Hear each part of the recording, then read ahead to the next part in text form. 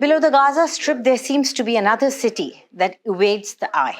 A network of 1,300 tunnels stretching around 500 kilometers. Though they are generally up to 30 meters deep, the tunnels could at times go as deep as 70 meters. Some parts of the tunnel are reinforced by concrete to withstand Israeli bombing and also have electricity. These tunnels are now the biggest threat to the Israeli Defense Forces, or the IDF, as it awaits for a nod to conduct what could be the most massive ground offensive in Gaza after the October 7 Hamas attacks. Experts believe that some of the over 200 Israeli hostages in Hamas captivity could be in the tunnels. This theory has been given more strength by the account of the elderly hostage released by Hamas recently. She narrated how, after being abducted and reaching Gaza, she walked several kilometers to a network of tunnels that she described as looking like a spider web. Armed with this information, experts believe that a combination of dense urban terrain and subterranean tunnel networks will make the Israeli military's task in Gaza very tough and dangerous. Many tunnels have been created under the border between Egypt and Gaza to deliver all sorts of merchandise: fuel, clothes, food, weapons, and even livestock. To get around the Israeli blockade since 2007, from cows to cars, the underground system found a way of getting almost anything through the border and grew to include hundreds of passageways. And in fact, it made rich men out of those who ran them. To control the building of these tunnels, Israel even tried to stop delivery of cement and steel, the building material, fearing that Gaza's militant Hamas rulers would use construction material to fortify its positions and build tunnels to aid attacks on the Jewish state. Israel banned their transfer in 2007. But Israel caved into the international pressure and authorities decided to ease the blockade. In fact, these tunnels along Egypt's border with Gaza provided thousands of jobs to the poor in Gaza who were most impacted by the blockade.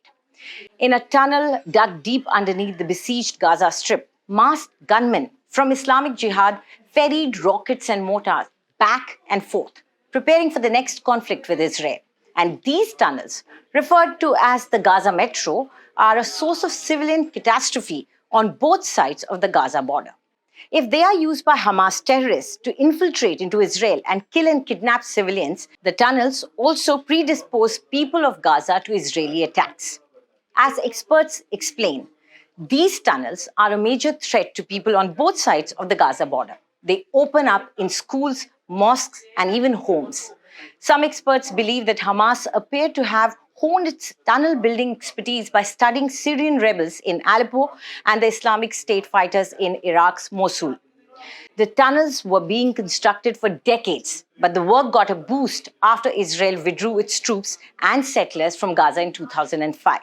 The tunneling work became elaborate after Hamas ousted rival Fatah from Gaza in the 2006 election.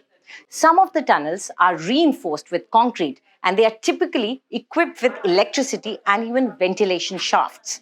Some of the tunnel networks also have basic means of transportation for weapons and excavated soil. Up to 50,000 Palestinians are employed in the construction of these tunnels and in the smuggling business, according to a report which was published in 2013 by The Guardian. It was only during a military operation in 2014 that the Israeli forces discovered the extent of these Hamas tunnels. In 2021, Israeli forces destroyed about 100 kilometers of tunnels in an 11-day offensive. Hamas said just 5% of its tunnel network was damaged. Just imagine. Realizing the futility of their attempts to curb the tunnel building, in 2021, Israel announced the completion of a barrier along the Gaza border equipped with underground sensors, radars, and cameras to curb threats after 3.5 years of construction. Each Hamas tunnel costs about $3 million to build and has been constructed with the diversion of Israeli building material supplied for civilian construction in Gaza. This is according to the Israeli Defense Forces, or the IDF website. If Israel goes inside Gaza with a ground attack, the tunnels will give the Hamas terrorists the benefit of ducking Israeli fire and allow them to move undetected beneath the feet of Israeli soldiers, only to emerge from behind and surprise them. This amid intense door-to-door fighting and Hamas sniper fire. It will be a three-dimensional fight, as some experts predict.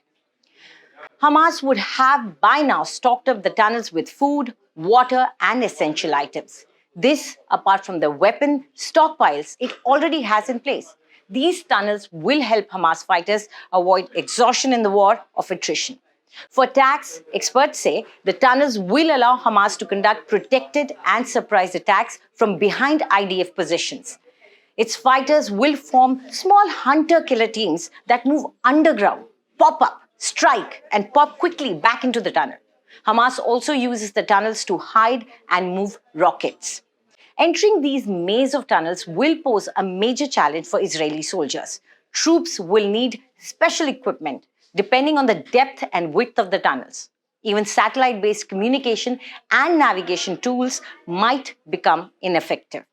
But the Israeli military has specialized units and munitions to deal with the tunnels.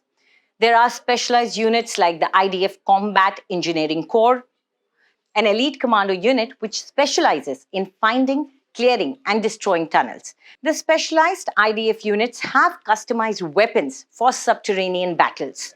The Israeli military also has its own canine unit, with dogs trained for operating in tunnels. Israeli forces specializing in tunnel warfare are training intensively for the Gaza invasion, and the training is being held in facilities built to imitate Hamas tunnels. This is all according to certain news reports. Israel has been using bunker buster munitions, but now has pressed into service the Iron Sting laser and precision guided mortar. This is according to the Jerusalem Post. The Iron Sting has a range of 1 to 12 kilometers and can penetrate double reinforced concrete, the like which Hamas uses to secure its tunnels. But it's all very complex. Imagine, these tunnels were even used to smuggle in hyenas, foxes, monkeys, deer, and even lions into the zoo in Gaza after the 2007 blockade, all drugged and smuggled in sacks through the underground tunnels into Gaza from Egypt. If there are tunnels through which a lion was smuggled in, just think what hell could the Hamas terrorists unleash with the use of these tunnels. Do tell us what you think about this video in the comments section. And for more news updates, subscribe to India Today.